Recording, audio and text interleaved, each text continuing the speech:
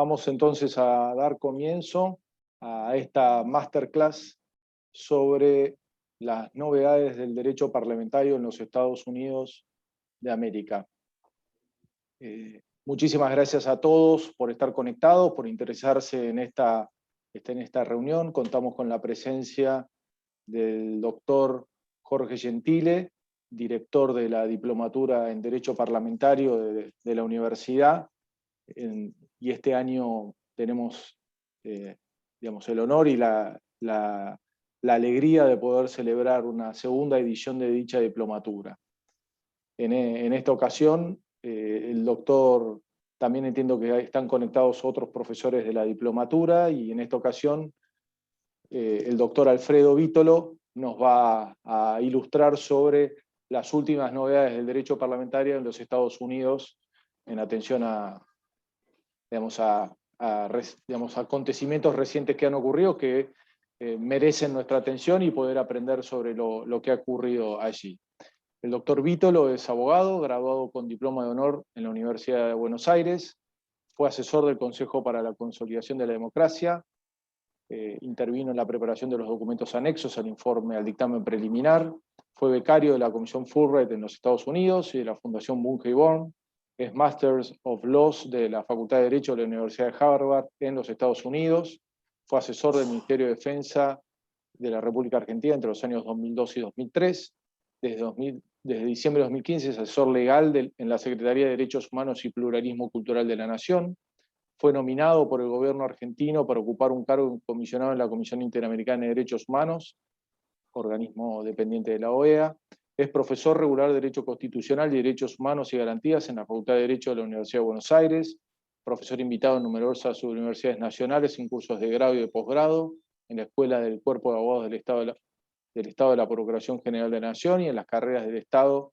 de la Procuración General de la Ciudad de Buenos Aires. Fue ex conjuez de la Cámara Federal en lo contencioso administrativo, es integrante de numerosas asociaciones de derecho constitucional, es integrante del Instituto de Política Constitucional de la Academia Nacional de Ciencias Morales y Políticas, del Instituto de Derecho Constitucional de la Academia Nacional de Derecho y Ciencias Sociales de Buenos Aires y del Instituto de Federalismo de la Academia Nacional de Derecho y Ciencias Sociales de Córdoba. Vicepresidente de la Fundación para la Educación, la Ciencia y la Cultura, FECIC, integrando asimismo el Instituto de Estudios Constitucionales de la misma. Presidente de la Asociación de Ex Becarios Fulbright de Argentina y vicepresidente de la Comisión de Derecho Constitucional del Colegio de Abogados de la Ciudad de Buenos Aires. Integra el Consejo Directivo de la Facultad de Derecho de la Universidad de Buenos Aires en representación del claustro de profesores para el periodo 2018-2021. Y es autor de numerosos trabajos publicados en las principales revistas jurídicas de la República Argentina y del exterior, Perú, Italia, Estados Unidos y otros países. Así como también en diversos capítulos en libros en colaboración, y ha sido expositor en jornadas nacionales e internacionales en temas de su especialidad, tanto en la República Argentina como en el exterior. Muchísimas gracias, doctor Vítolo, por su presencia y lo escuchamos atentamente. Previo a ello, una sola aclaración, el doctor Vítolo va a realizar su exposición y al final vamos a abrir el espacio para preguntas y respuestas, las cuales pueden ser hechas a través del icono correspondiente de preguntas y respuestas en donde nosotros vamos a tomar. Doctor Vítolo, muchísimas gracias de nuevo y lo escuchamos. Gracias, Mariano. Bueno, gracias a todos los que están escuchando hoy. Un agradecimiento muy especial a la Universidad Austral y a la Diplomatura en Derecho Parlamentario, en la persona de su director Jorge Gentile, su codirector Alfonso Santiago y al director ejecutivo Mariano Palacios por la invitación. Recién mientras hablaba Mariano estaba haciendo una pasada por los que están escuchándonos hoy. Esto de hablar y no verlos es una lástima, pero como son muchos no entran en los cuadritos del Zoom. Pero veo muchos amigos, muchas, no caras, sino nombres conocidos, pero también veo gente a la que a lo mejor conozco menos, pero que tienen cargos importantes en esta materia, o sea, son diputados, son senadores, son asesores de diputados o de senadores, y creo que esto es muy lindo porque nos va a dar la posibilidad de, después de que yo les cuente esto, porque no es otra cosa que transmitirles algo que está pasando, no pretende ser algo de altísima y complejísimo análisis, sino simplemente contarles novedades, como decía Mariano recién, podamos tener un debate muy fecundo. Lo primero de todo, el derecho parlamentario es una rama del derecho constitucional a la que se le ha dado poca importancia en nuestro país y también en alguna medida en el mundo, ¿no? Se la veía como algo demasiado especializado y que a lo mejor como que no existía. Y sin embargo, la estructura del funcionamiento del órgano encargado del poder legislativo es algo central en el funcionamiento. Así como el derecho administrativo se centra específicamente en comprender la lógica del funcionamiento del poder ejecutivo, nosotros tenemos que entender también que el poder legislativo está sujeto a reglas y a estructuras de funcionamiento que tienen sus lógicas y sus reglas que lo determinan. Y por eso conocerlas es muy importante. Tal vez la falta de estudios en derecho parlamentario tiene que ver con nuestra tradición, lamentablemente, de ruptura frecuente del orden constitucional. Y esto ha llevado a un desprestigio o a un directamente no tomar en cuenta el derecho parlamentario. Pero creo que a medida que las instituciones se van consolidando, creo que es una rama que requiere cada vez un trabajo mucho más fuerte y mucho más potente. De hecho, veo también entre los asistentes a uno de los principales cultores del derecho parlamentario argentino, el doctor Guillermo Schinelli, que es quien ha hecho la obra más clásica sobre el reglamento de las cámaras del Congreso argentino. Pero al mismo tiempo que es importante estudiar derecho parlamentario, también es importante el derecho comparado. El estudio del derecho comparado es central para que nos sirva como un espejo para mirarnos, no necesariamente para copiar, porque las copias no siempre son fieles y suelen tener errores importantes, sino para poder reflejarnos en ese espejo y poder extraer conclusiones, extraer pensamientos y extraer ideas que nos pueden llevar a mejorar a nosotros. En este sentido, en una polémica muy importante que se dio hace algunos años respecto del uso del derecho comparado en el derecho norteamericano, casualmente, en donde se enfrentaron dos grandes amigos, pero al mismo tiempo dos grandes rivales en la Corte Suprema, que fueron el juez Antonín Scalia y el juez Stephen Breyer. Stephen Breyer decía, del mismo modo, hoy en día nos resulta esto mucho más lógico, ¿no?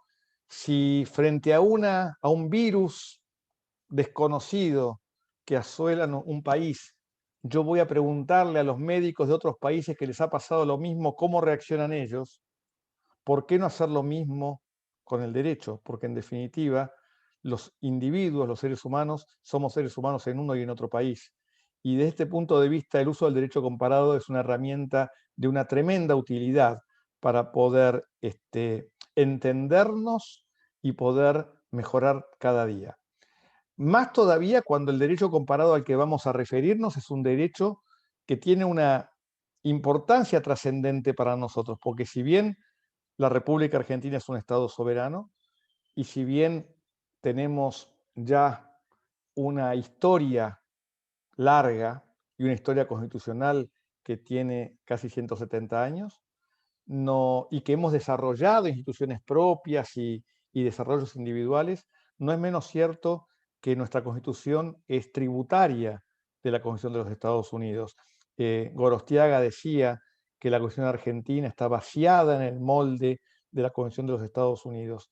Y por ese sentido, entender la práctica parlamentaria, la práctica congresional de los Estados Unidos de América es un elemento interesante para siempre reflejarnos en esa y poder mejorar.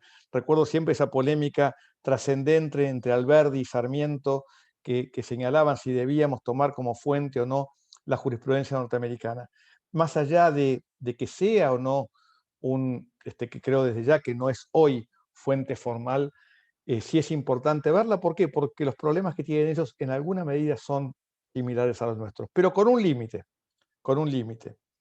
No es bueno pensar que siempre lo que se ve en el jardín del lado es mejor, porque a veces esto no ocurre. También nos sirve para reforzarnos a veces en algunas prácticas que tenemos nosotros y darnos cuenta que nuestro desarrollo ha sido preferible.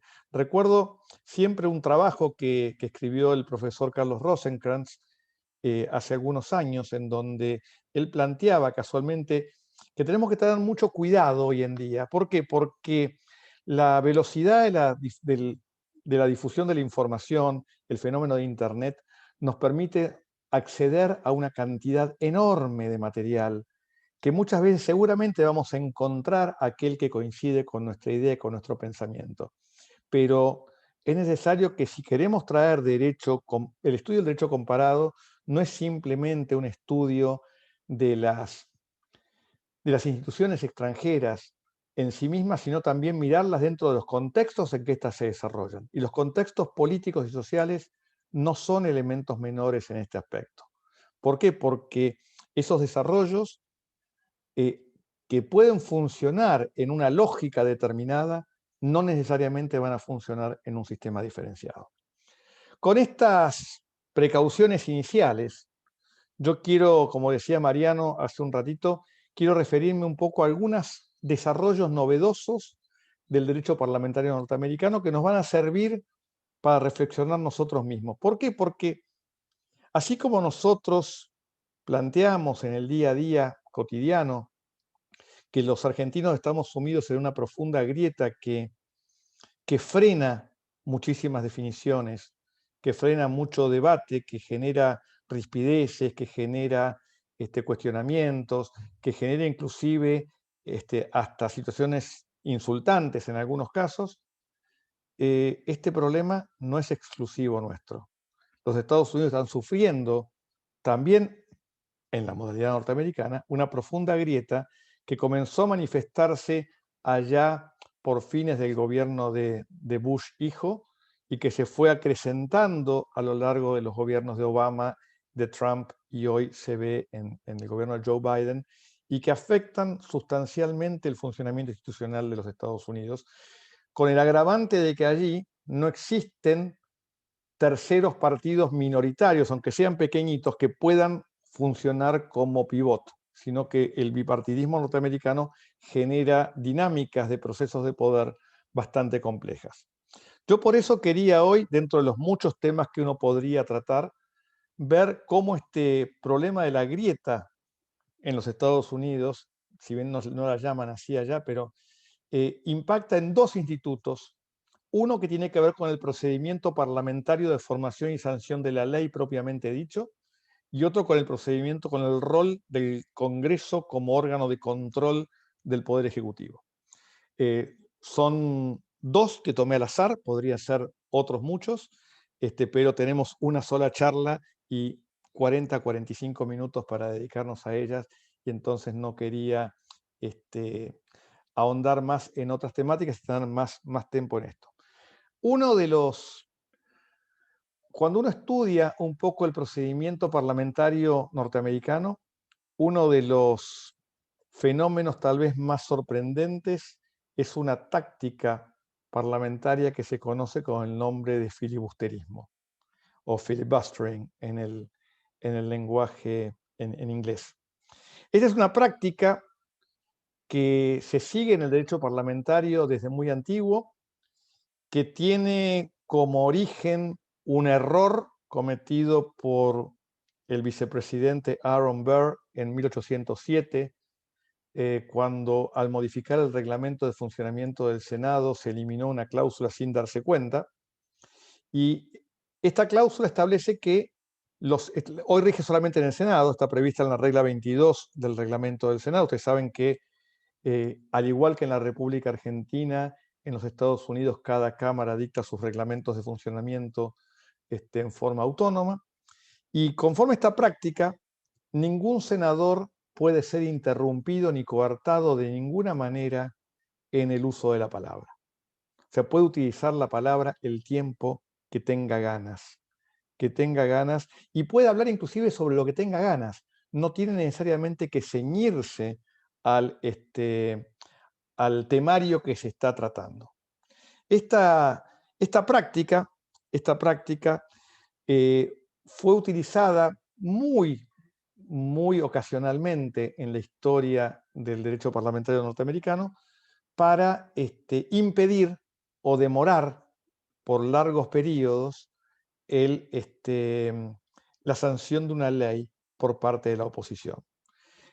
Y en función de esto, de esta herramienta, claro, había que hablar y había que estar parado. En Estados Unidos los senadores hablan de pie, no hablan sentados en sus bancas y pueden leer. Y en este sentido empezaban a leer desde la Biblia hasta el libro que se les ocurriera, pero mientras aguantaran estando parados, estando de pie. Esto de hecho colocaba un límite físico, pero por supuesto cuando un senador se cansaba era inmediatamente reemplazado por otro senador del mismo partido que pedía la palabra, que no se le puede negar a nadie, no se puede cerrar el orden de oradores, y de esta manera se demoraba y se evitaba o se lograba evitar la sanción de una ley. Esta figura que era utilizada muy ocasionalmente, comenzó a ser más utilizada durante el siglo XX, y así fue que en 1917 se estableció la posibilidad de fijar una moción de cierre. Y a partir de ese momento se exigía que la moción de cierre contase con la aprobación de 2/3 de los senadores para poder proceder. De lo contrario, continuaba el debate abierto. En el año 1975, esta regla fue reducida a 3/5, o sea, 60 de los 100 senadores son necesarios para cerrar un debate. Y de este modo, esto tiene una excepción que es para el caso de las nominaciones judiciales, en donde la mayoría es mayoría simple, pero este hecho permite efectivamente a una minoría del Senado, a 41 senadores, efectivamente suspender cualquier tema. La práctica parlamentaria en los Estados Unidos, se vio fuertemente influenciada. Esto se utilizó específicamente durante la discusión de las leyes de derechos civiles, allá por la década del 60. De hecho, Lyndon Johnson solamente logró la ley de derechos civiles bastante avanzado su mandato, tras fracasar durante todo el gobierno de Kennedy. Y poco a poco se fue dejando, estableciendo lo que se llamó la regla del filibusterismo silencioso. El filibusterismo silencioso dejó de requerir que los senadores hablasen durante todo este tiempo estando parados. Y como la regla de tratamiento de los temas en los Estados Unidos impiden que se trate cualquier otro tema mientras se está discutiendo uno, o sea, no se puede dejar el tema en cuarto intermedio y seguir tratando otros temas, el tema debe agotarse, apareció la regla que decía que no hacía falta siquiera hablar. Bastaba con el hecho de que el líder de la oposición le planteara al líder de la mayoría, que tenía 41 senadores que estaban dispuestos a hacer filibusterismo respecto de un proyecto de ley, para impedir que el proyecto de ley se tratase en el Senado. Esto, de hecho, tiene como por implicancia que la aprobación de cualquier proyecto de ley en los Estados Unidos requiere como condición previa que al menos un sector importante de la minoría en el Senado esté de acuerdo con debatir el proyecto. De lo contrario, no hay votación y no hay caso. En el marco de la crisis política que se está planteando, esto ha generado que los últimos 10 años sean los años de mayor utilización de la técnica de filibusterismo, que se ha decuplicado. Y simplemente el año pasado se presentaron 328 mociones de cierre, y en lo que va de de este periodo congresional que empezó el 20 de enero, estamos a 27 de abril, ya llevamos al día de hoy 36 pedidos de filibusterismo. Esto, de hecho, en un Senado en los Estados Unidos que está dividido 50-50, 50 demócratas y 50 republicanos, con el voto desempatante de la vicepresidenta de los Estados Unidos, genera, de hecho, una parálisis estructural en el funcionamiento del Congreso. O sea, ni demócratas ni republicanos tienen la posibilidad de avanzar ningún proyecto de ley si no logran al menos convencer a 10 senadores del partido contrario para que habiliten el tratamiento de la cuestión. En un sistema que además tiene, no es un sistema de dominio fuerte de los partidos políticos, o de disciplina partidaria fuerte, esto genera situaciones muy, muy complejas. Y casualmente, y no deja de ser algo interesante, porque también, para que veamos que en todas partes se cuecen habas, como dice el refrán, cuando los republicanos estaban en el gobierno nacional, planteaban el filibusterismo como una contradicción para impedirles que gobernasen. Hoy en día la están planteando los demócratas. O sea, no hay realmente una discusión de fondo sobre si el filibusterismo es o no una práctica correcta, sino una distribución de líneas partidarias muy fuertes en esta lógica para tratar de llevar agua para el molino. De hecho, el presidente Joe Biden, la semana pasada, en un discurso público efectuado ante los periodistas acreditados en el Congreso, planteó la necesidad de revisar la regla, como mínimo, dice, la regla que habilita el silent filibustering, o sea, este filibusterismo sin estar parado, exigiendo que al menos se vuelva a la regla de la necesidad sí o sí de tener que hablar de pie, porque de esa manera, dice, se va a llevar transparencia al público, que va a saber cuándo la práctica del filibusterismo está siendo llevada adelante, y además, por otro lado, que va a acotar. ¿Por qué? Porque los seres humanos tienen límites físicos importantes y que no pueden continuar hablando más tiempo del que se puede. Una práctica que para nosotros nos es desconocida, porque como todos saben, en el Congreso argentino las mociones de cierre de debate no requieren mayorías agravadas, y además los senadores y los diputados tienen periodos asignados, predeterminados, de cuánto tiempo pueden hablar. O sea, una práctica interesante, pero para que veamos cómo la grieta política impacta en este diseño. En otro orden de cuestiones, también la grieta se ha visto fuertemente impactada en el rol de control del Congreso respecto de la actuación legislativa. Tal vez no me voy a referir al control presupuestario, que es algo que requeriría otro análisis y otra discusión. Recuerden que hace recientemente, el primer año de mandato de Donald Trump, el Congreso no le votaba el presupuesto y Estados Unidos debió empezar a cerrar toda actividad, todo acto, oficinas federales que no estaban afectadas a servicios esenciales por falta de presupuesto. Algo que es recurrente en el sistema norteamericano, no es un tema novedoso. Nosotros hemos inventado la prórroga presupuestaria como una herramienta permanente, y tendremos que a lo mejor pensar si esta es la lógica si es el mejor mecanismo o no. Pero quiero referirme a otro fenómeno, que es el fenómeno del juicio político.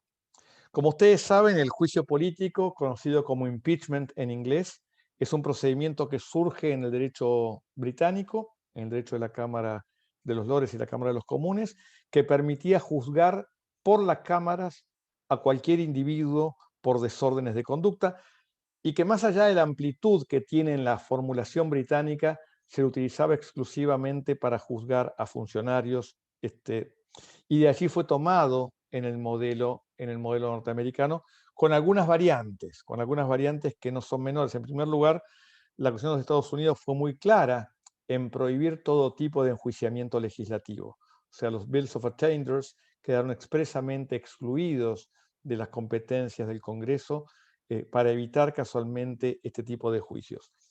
Y el procedimiento de juicio político fue determinado en 3 artículos de la Constitución norteamericana, en orden no del texto de la Constitución, sino en el orden pedagógico.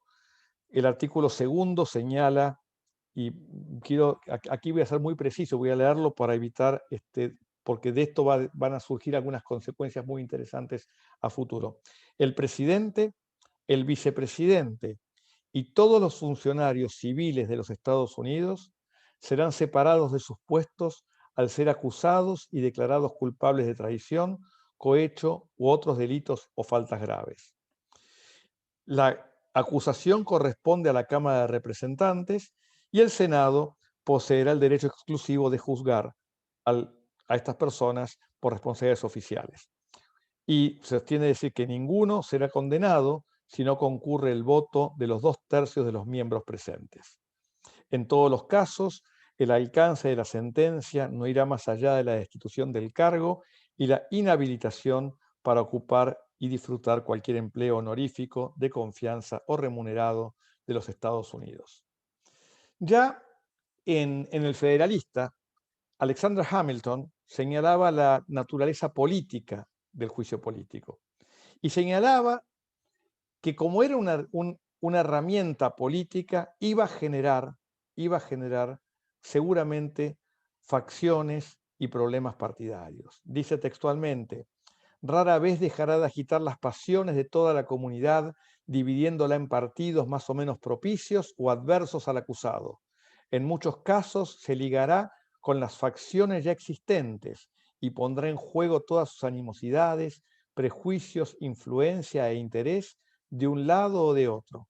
Y en esas ocasiones se correrá siempre un gran peligro de que la decisión esté determinada por la fuerza comparativa de los partidos en mayor grado que por las pruebas efectivas de inocencia o culpabilidad. Este planteo señalado por Alexander Hamilton en 1787 en el Federalista nos marca la característica central del procedimiento de juicio político, que es un juicio de políticos a un funcionario político en representación del pueblo.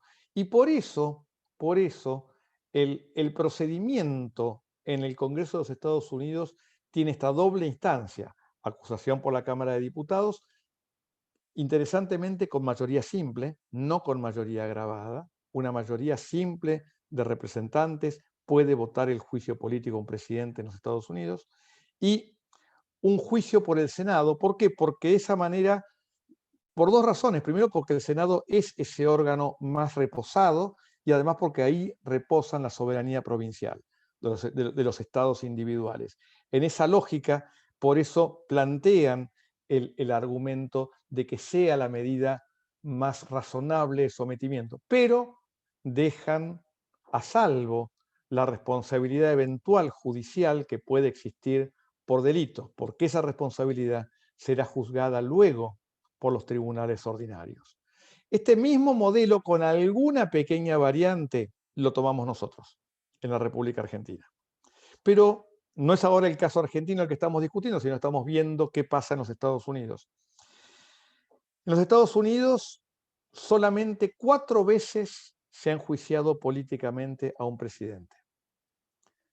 Y lo más interesante es que esas 4 veces, 3 de ellas han pasado en los últimos 30 años. Y 2 de ellas en los últimos 2. O sea, lo que marca un elemento que nos tiene que llevar a reflexionar.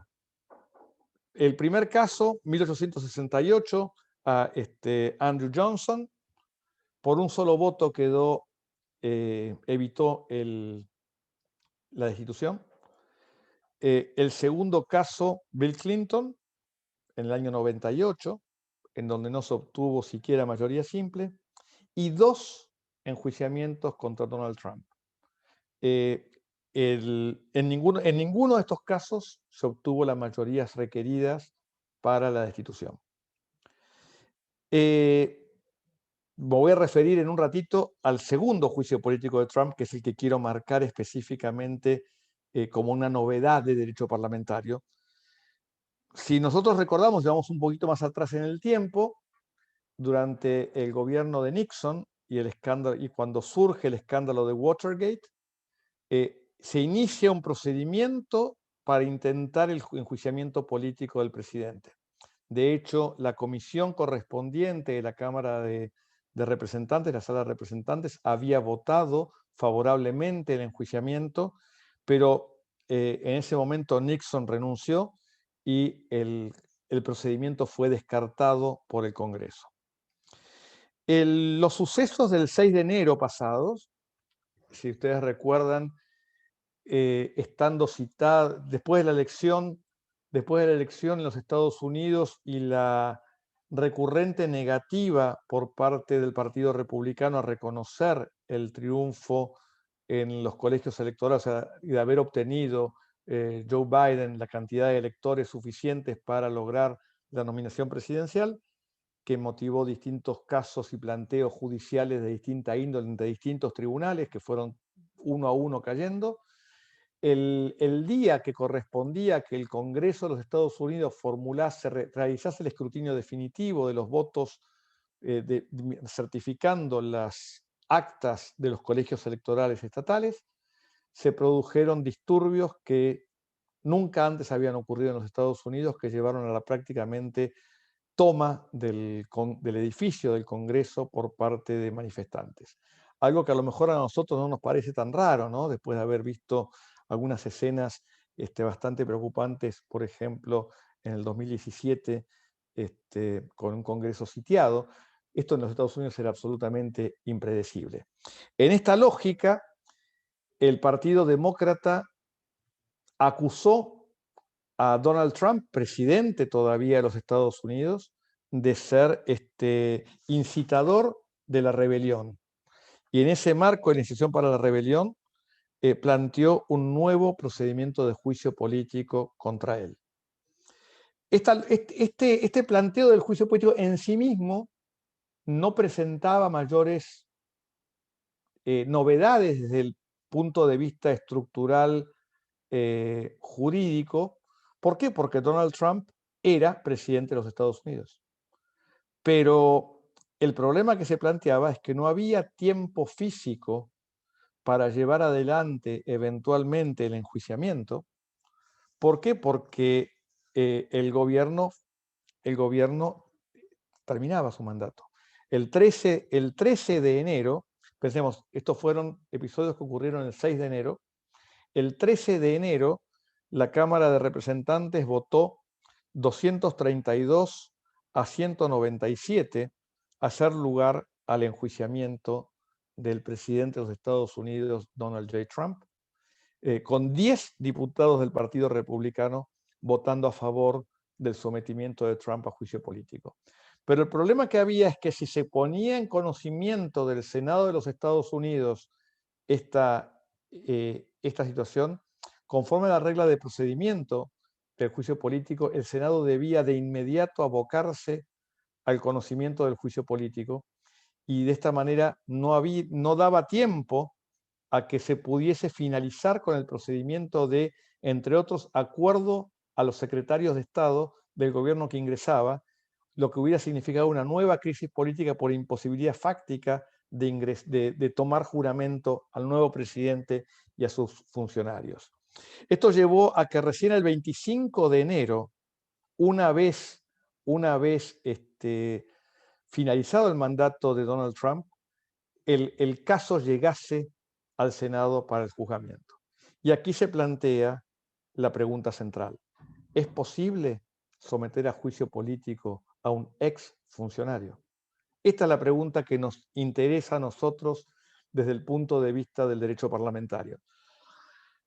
De inmediato se escucharon las dos campanas y no tenemos hoy, y esta va a ser una de las consecuencias, en el marco de esta grieta que yo estaba marcando, no tenemos hoy una clara definición de si se puede o no se puede. Entre otras cosas, ¿por qué? Porque el caso nunca se pudo judicializar porque no se lograron las mayorías para destituirlo o para lograr ningún tipo de sanción accesoria. Por lo tanto, no hay decisión judicial y la doctrina se encuentra profundamente dividida en este punto. De hecho, un grupo de cerca de 100 profesores de distintas universidades muy prestigiosas, liderados entre otros por Lawrence Tribe, de la Facultad de Derecho de la Universidad de Harvard, publicaron un dictamen haciendo todo un análisis histórico, remontándose al impeachment británico y haciendo referencia a un famoso juicio político al ex gobernador de la corona en el Golfo de Bengala, en la India, como un juicio político ex post facto, y diciendo que si se impidiese el juicio político en estas condiciones, esto implicaría un aliciente y un incentivo a conductas impropias, pudiendo escapar de estas solamente con la simple renuncia.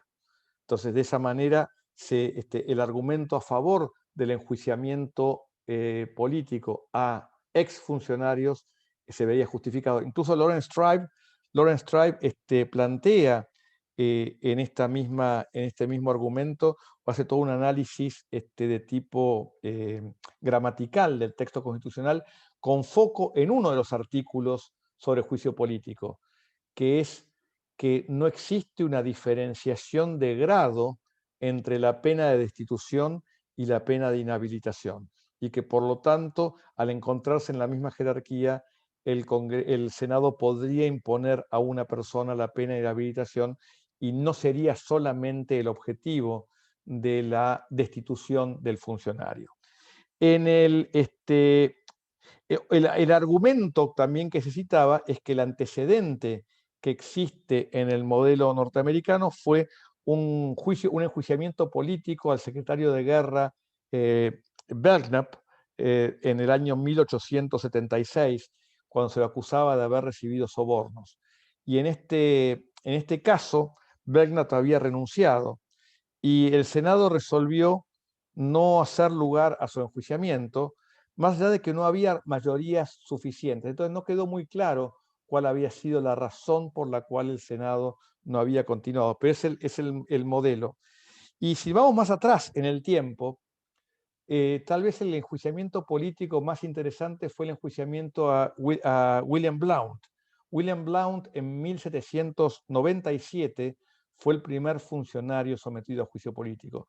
William Blount tenía una particularidad, había sido uno de los firmantes de la Constitución de los Estados Unidos, había sido uno de los convencionales constituyentes de Filadelfia, que era senador nacional. Y no obstante esto, se lo acusa de conspiración y se lo somete a juicio político a pesar de ser senador. Blount renuncia, reconoce su responsabilidad y renuncia, y el Senado resolvió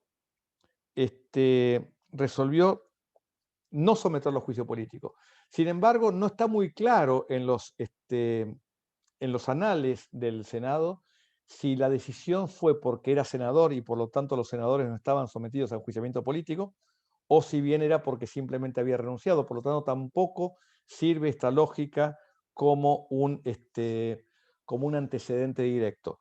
Frente a estas posiciones que sostenían la posibilidad de someter a enjuiciamiento político a un exfuncionario con estas argumentaciones, se enfrentaron otras espadas tan fuertes y tan interesantes como esta, por ejemplo, la de Alan Dershowitz, también profesor de Derecho de la Universidad de Harvard y defensor de Trump en el primer juicio político, en donde argumentó que simplemente esto era un planteo de naturaleza eminentemente política y que lo único que estaba encuadrando era una interpretación tergiversada del texto de la Constitución. ¿Cuál era el fundamento? Decir que si la regla dice solo se puede enjuiciar al presidente, vicepresidente y otros funcionarios civiles, el hecho de que, en este caso, Donald Trump ya no fuese al momento de iniciarse el juicio presidente, vicepresidente o funcionario, impide que sea enjuiciado, y que si lo hubiera sido, significaría un escenario de Bill of Attainder prohibido, de enjuiciamiento legislativo prohibido por el modelo, expresamente por la Constitución. En esa lógica,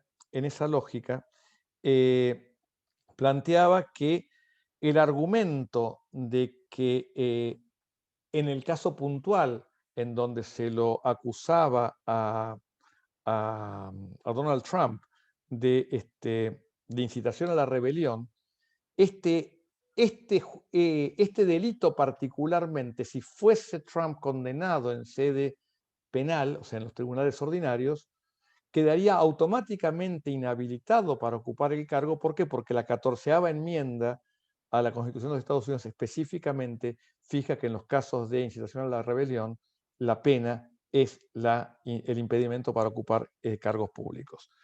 Del mismo modo, también en apoyo de esta postura, el Congressional Research Service, que es el equivalente norteamericano a nuestra muy eficiente Dirección de Información Parlamentaria, preparó todo un informe que está disponible para el que lo quiera leer en Internet sobre los antecedentes parlamentarios del enjuiciamiento político, y ya señalaba que tal vez el principal comentarista de la Constitución norteamericana después del federalista, que fue Joseph Story, juez también de la Corte Suprema en sus famosos Commentaries on the Constitution, él señalaba específicamente que la sanción de destitución era la sanción primaria, mientras que la sanción accesoria era la sanción de inhabilitación.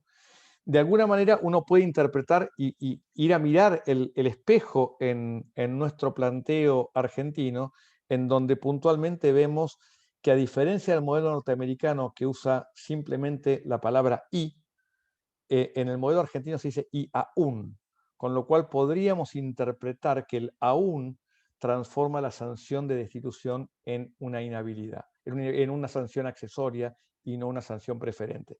Obviamente que el otro problema que se plantea en esta lógica es que, si pudiese para el sector que plantea la visión negativa del enjuiciamiento tras la renuncia, se plantea otro problema, que es ¿por cuánto tiempo se puede juzgar? O sea, ¿cuánto tiempo después de finalizado el mandato o renunciado el funcionario puede someterse a este enjuiciamiento político? ¿Queda sometido a un permanente riesgo de ser enjuiciado?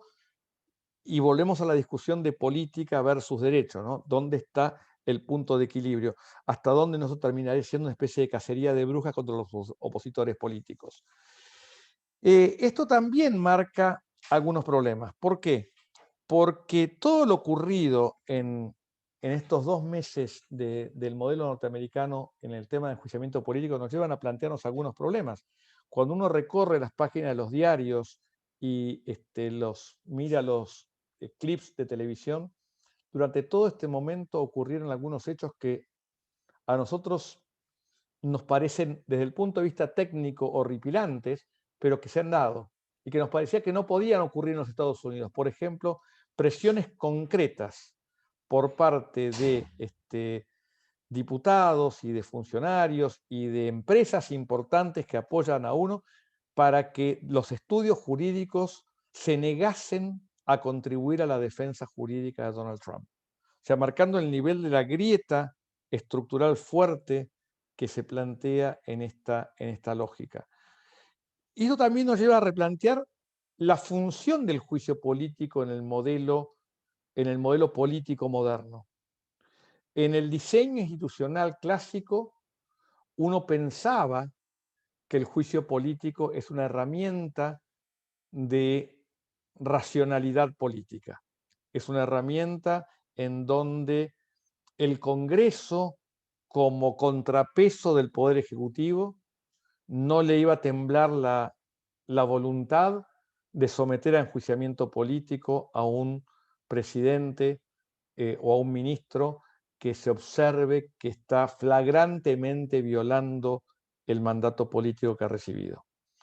Sin embargo, la pregunta que nos hacemos hoy, ¿es esto hoy posible desde la visión política en un modelo de fuertes disciplinas partidarias, de fuertes alineamientos partidarios, aunque no sean disciplinas estrictas en sentido estrictamente hablando?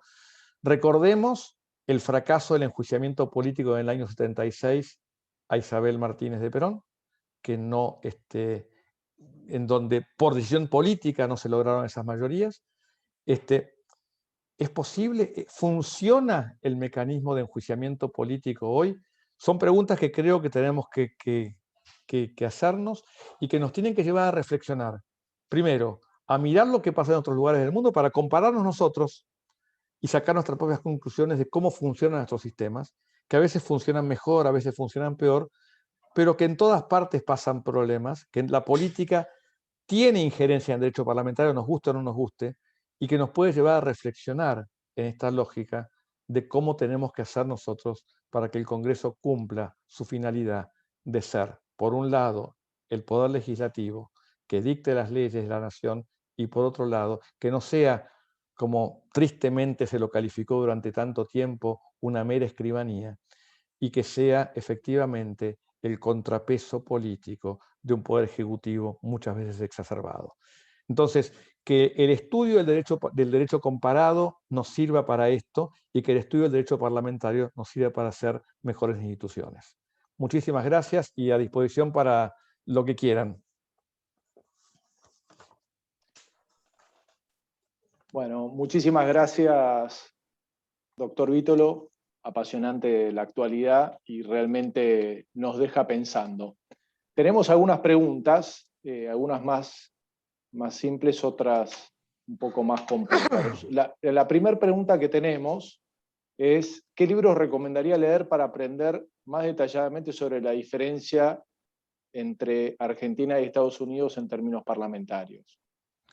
A ver, no hay mucho sobre libros de derecho parlamentario comparado, no hay nada, que yo sepa por lo menos. Hay muchísima bibliografía sobre derecho constitucional norteamericano, sobre derecho parlamentario, teoría y práctica de funcionamiento del Parlamento. Hay mucha actividad, hay muchísimos libros, pero no hay nada de derecho comparado. La comparación es algo que nos cabe a nosotros. Lamentablemente es algo que tenemos que hacer nosotros. Yo siempre cuento una historia que en una conferencia que dio un profesor en la Universidad de Harvard hace ya cerca de 20 años, él cuenta una historia en donde un profesor de un país islámico le manda una carta diciéndole que va a visitar los Estados Unidos y que quiere charlar con él sobre la Constitución de los Estados Unidos. Y precisamente lo que muestra esto es los errores estructurales que tenía el profesor islámico de entender la Constitución norteamericana solamente de haber leído el texto de la Constitución. Por eso yo creo que es muy importante para entender cómo funciona un sistema, es leer la norma del país, mirar qué piensan los profesores y los que han escrito sobre eso del país, pero al mismo tiempo también mirar la repercusión pública que esto tiene. O sea, buscar los diarios, buscar los debates televisivos, ir viendo esta lógica, porque con todo esto junto vamos a poder tener un panorama concreto de cómo funciona. La simple comparación normativa no sirve para nada. De hecho, el texto de la Constitución norteamericana con la Argentina en este punto es prácticamente igual, pero las realidades de cada país hacen que los interpretemos de manera diferente. Perfecto. Bueno, muchísimas gracias.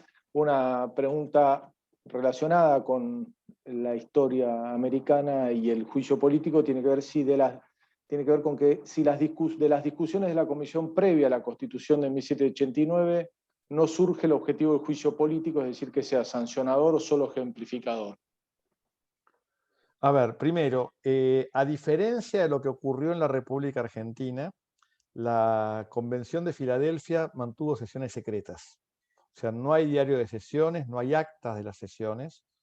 Lo ocurrido dentro de la Convención Constituyente se conoce hoy a partir de notas que tomaron algunos de sus miembros, de sus participantes, Rufus King, por ejemplo, el más conocido, el mismo Madison, con lo cual no se puede saber exactamente qué es lo que pasó.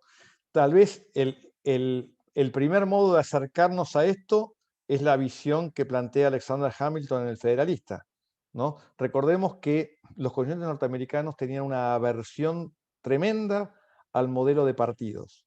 De hecho, toda la estructuración del sistema constitucional norteamericano está diseñado en la base de un sistema de equilibrio de poderes que casi prescinde de los partidos políticos.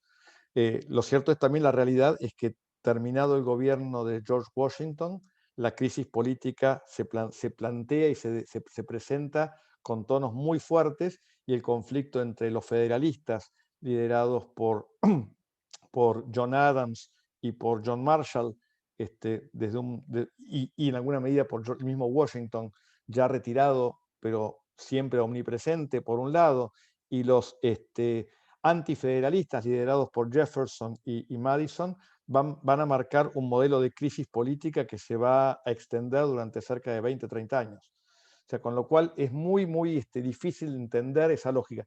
Sí, que se toma, claramente lo que hay es el modelo de que es una responsabilidad política, es el primer elemento. ¿Por qué? Porque al dejar el enjuiciamiento civil o penal, pero el enjuiciamiento ante los tribunales del delito puntualmente por el cual ese funcionario puede ser eventualmente removido, le permite que el juicio político sea simplemente una figura de naturaleza absolutamente política. Por supuesto que debe contar con todas las reglas del debido proceso. Y esto lo traigo un fenómeno a la actualidad. De hecho, la Comisión Interamericana de Derechos Humanos hace 3 años le pidió a la Corte Interamericana que emitiera una opinión consultiva acerca de la validez conforme a los derechos de participación política reconocidos en la Convención Americana, si los enjuiciamientos políticos conforme modelos como el norteamericano o el argentino eran compatibles con el sistema interamericano de derechos humanos. Esto motivó de inmediato una reacción muy fuerte prácticamente de todos los estados, que con una uniformidad prácticamente increíble, se le plantaron a la Corte y le dijeron: nadie le dio autoridad para pronunciarse sobre esto, y de hecho la Corte resolvió no emitir esa opinión consultiva. Pero es todo un tema bastante complejo. Bien, muy, muy clara la respuesta. Seguimos con temas de juicio político. Hay algunas otras preguntas sobre el tema de procedimiento parlamentario, pero preferimos concentrar las vinculadas con el juicio político. ¿Usted cree que el juicio político con posterioridad al mandato o la renuncia sería un mayor control para nuestros representantes? La verdad, me parece peligroso. A ver, yo creo primero que el sistema en Argentina no lo permite. No lo permite porque yo creo que la incorporación del aún en el texto señala claramente el sentido accesorio de la penalidad de inhabilidad para ocupar cargos públicos. La realidad es que en las actas del Congreso Constituyente de 1853 no hay ninguna referencia a este punto, con lo cual le cabe a cada uno la interpretación que crea correcta. Lo cierto es que permitir un enjuiciamiento político a posteriori significaría abrir la puerta a una cacería de brujas que creo que políticamente es inconveniente. Pero la verdad no creo que hoy se pueda hacer con la Constitución como la tenemos redactada. Ok, muy bien. Una siguiente pregunta de juicio político es si es posible que el impeachment funcione, pero siempre y cuando los partidos no se conviertan en facciones, tal como intentaron evitarlo los Founding Fathers, y que hoy estas irregularidades aparezcan porque en la práctica en realidad los partidos se han vuelto tales facciones. A ver, sí, pero los partidos son lo que son. A ver, podrá gustarnos más, podrá gustarnos menos, podremos criticarlos más o menos, pero es lo que tenemos. A ver, la crisis de representación política, el nivel de agresividad, y sin entrar a plantear que cada uno podrá tener su posición de quién tiene la culpa de esto, es una realidad, lamentablemente, en donde yo el otro día escuchaba a un senador que decía que el Senado, en definitiva, que la oposición tenía que aguantarse porque habían perdido la elección.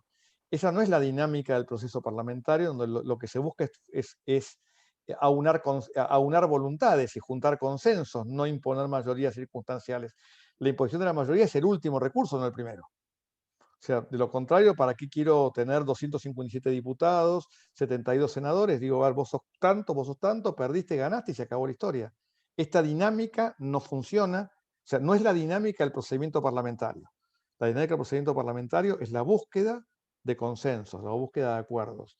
Si un diputado o un senador simplemente van a contar los porotos de cuántos votos tiene cada uno sin voluntad de buscar puntos de acuerdo y de consenso, el sistema está en crisis profunda.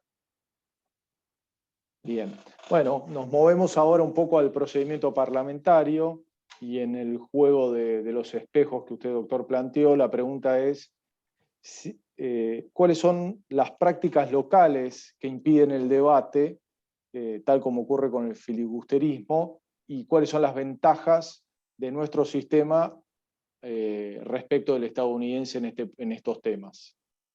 Yo creo que el modelo de debate argentino... A ver, yo creo que primero hay un tema, y acá hay varios, entre los asistentes hay diputados, hay senadores, hay exdiputados y hay exsenadores. El mismo Jorge es diputado nacional mandato cumplido, así que también puede a lo mejor contribuir algo.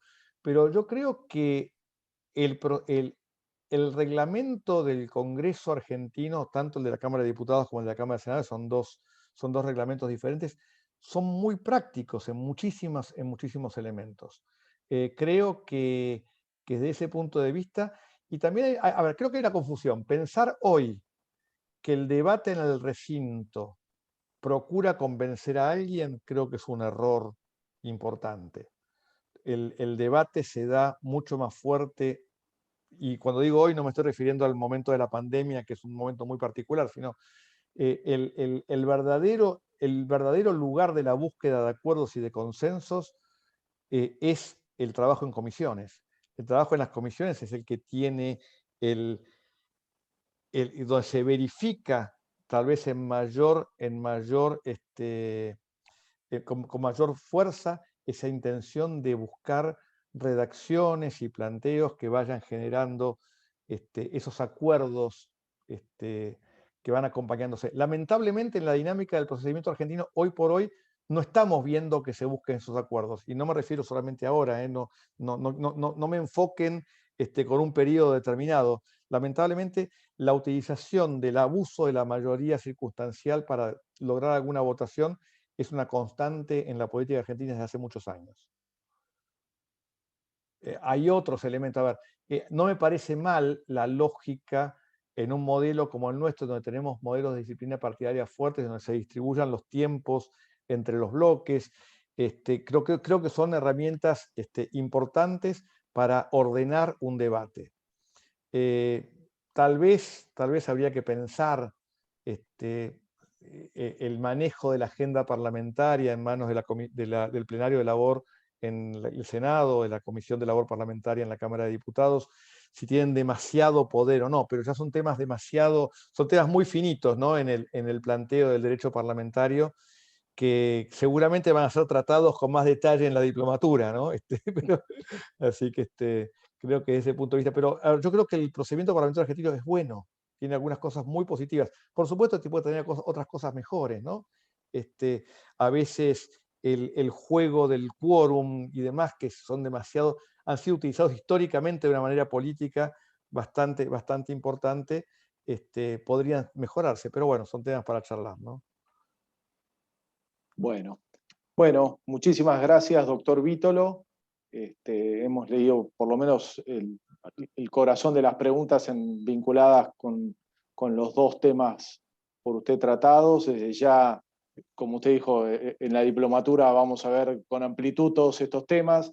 No quiero dejar de agradecer a los profesores de la diplomatura en Derecho Parlamentario que se hicieron presentes hoy, los doctores Mera, Miura Estrada, Sacristán, Esquinelli, Martín, Tonelli, Castro Videla, Díaz Ricci y Cincunegui, que siempre acompañan las iniciativas y las actividades del derecho parlamentario en la universidad.